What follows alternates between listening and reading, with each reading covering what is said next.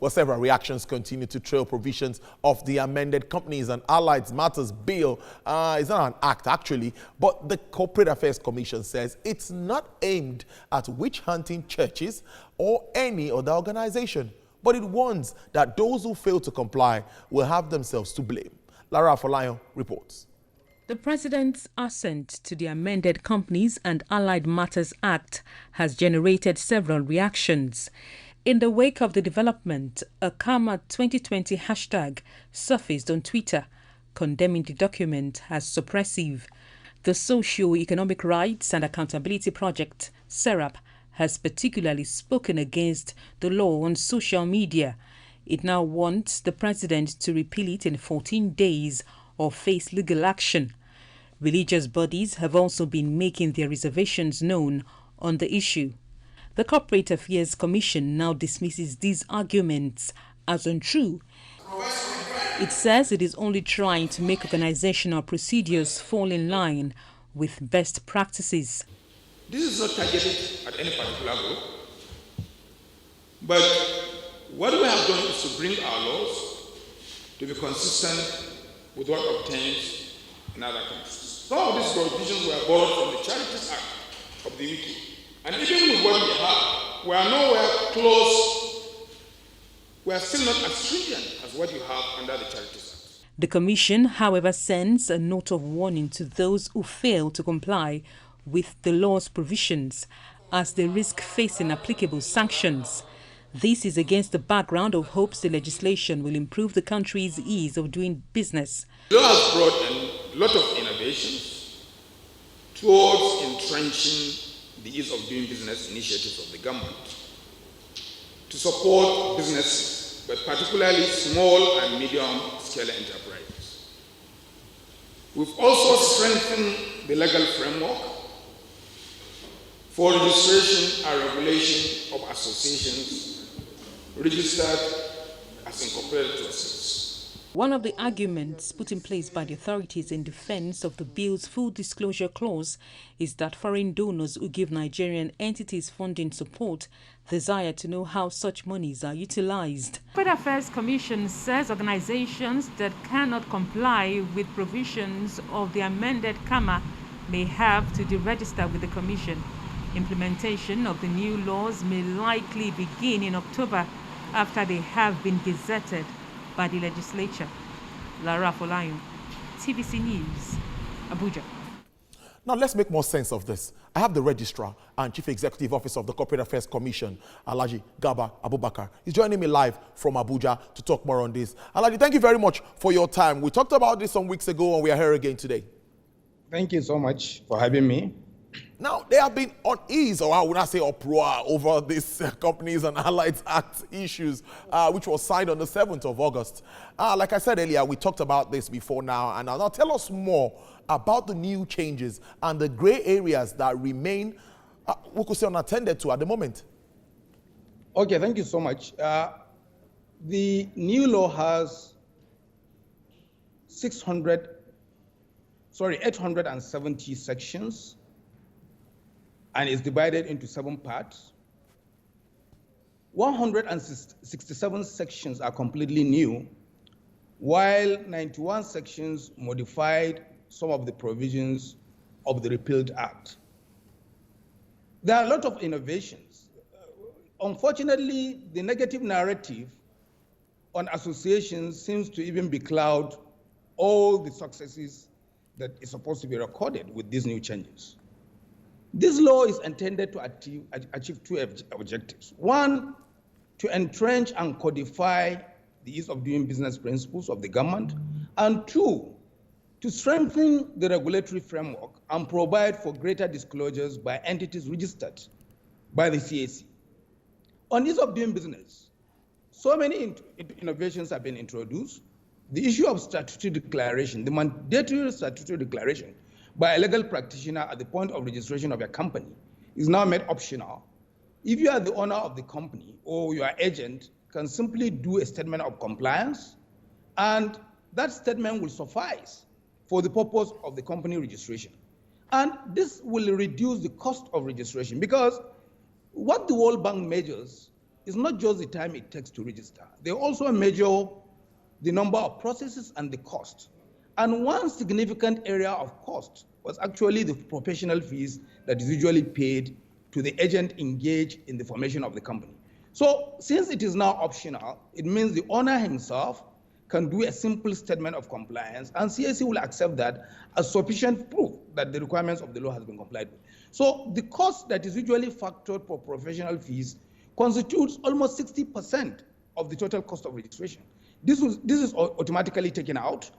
The second issue has to do with the capacity to form a company and who can form a company. In the past, you require 2 persons to register a company. We now have the concept of one-man company, which means if you don't want to go into partnership with anybody, or if you don't want anybody to be part of your company, you can register a company alone, and that company has all the features of a company duly registered. It will have perpetual succession, it will have capacity to sue and be sued in its own name, and that company can exist in perpetuity. Another significant change has to do with the issue of preemptive rights for private company. In the past, except where the Articles of Association provides, where shares are increased in a company, or where a shareholder wants to sell his shares, the directors may decide to give it to somebody outside the company to buy the shares.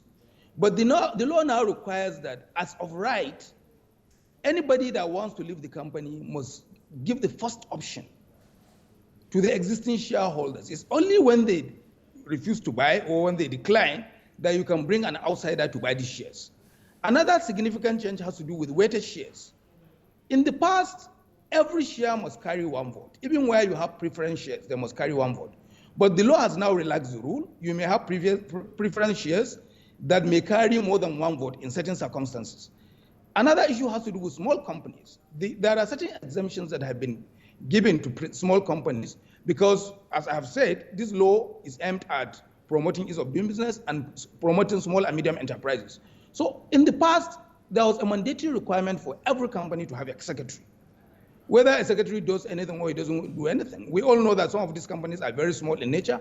Some may be husband and wife company. Why do we have to impose additional burden on them to have a secretary? So the issue of secretary for a small company is optional. They may decide not to have a secretary. And a small company, by the definition of the new law, is a company that has a share capital, a turnover threshold of not more than 100 million, net asset threshold of not more than 50 million, and that is on that majority of the directors must have, the directors must have majority of the shares, and there shouldn't be any foreign or government participation in that company.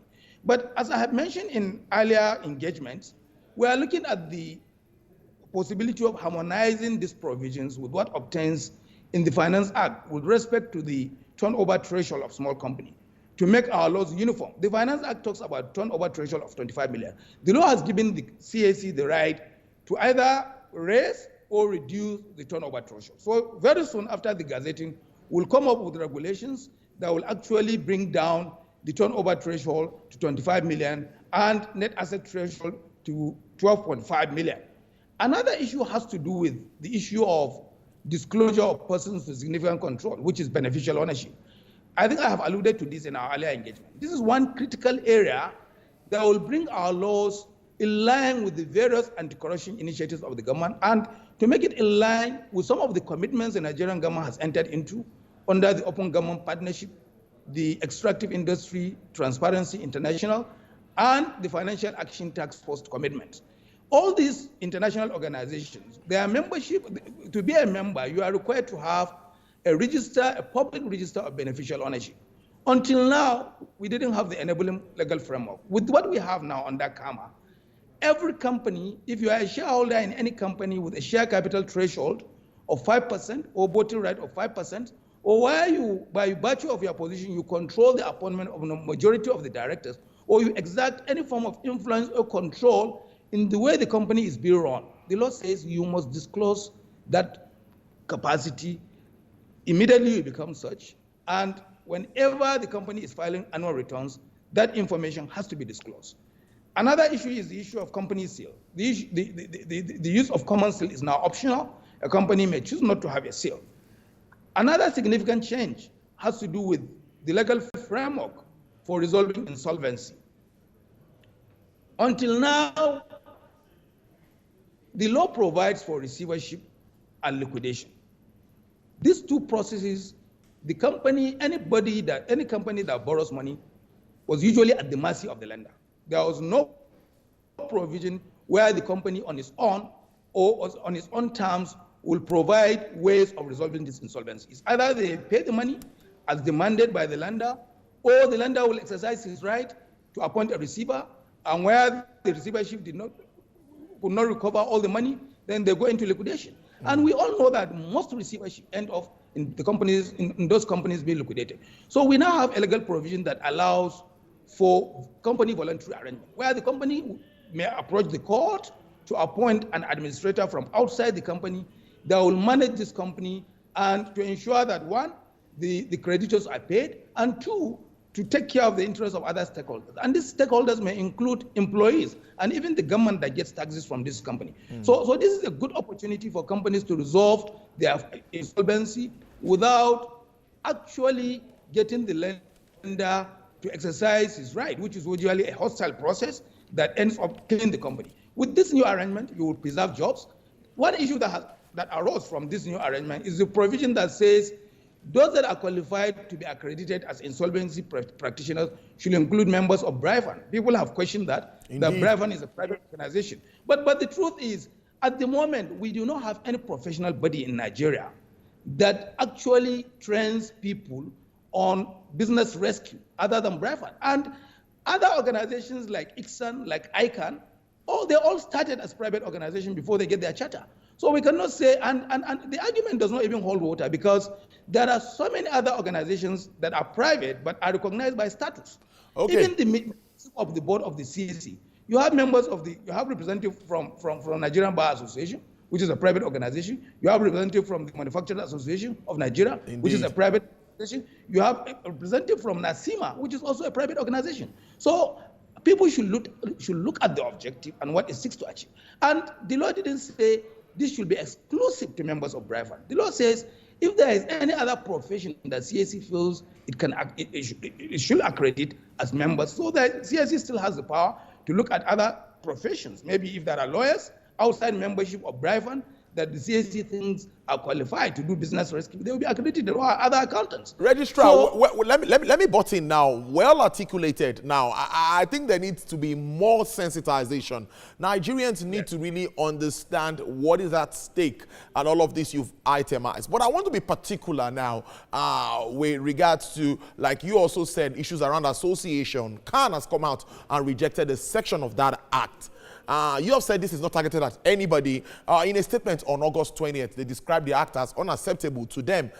They want President Buhari to return to the National Assembly for amendment and to stop the implementation of that law until religious institutions are exempted from it. How does this come to you? Well, you see, we have to distinguish the governance of these institutions from their spiritual activities.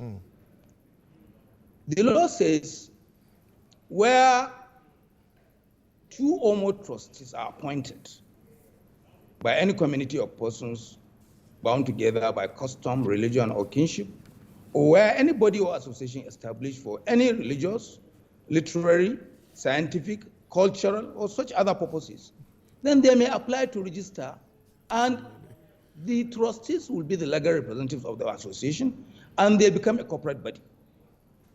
These associations, one fundamental distinction between associations registered as incorporated trustees from other business entities is the income and property of these associations cannot be shared by the members. It should strictly be applied to pursue the objectives of these organizations.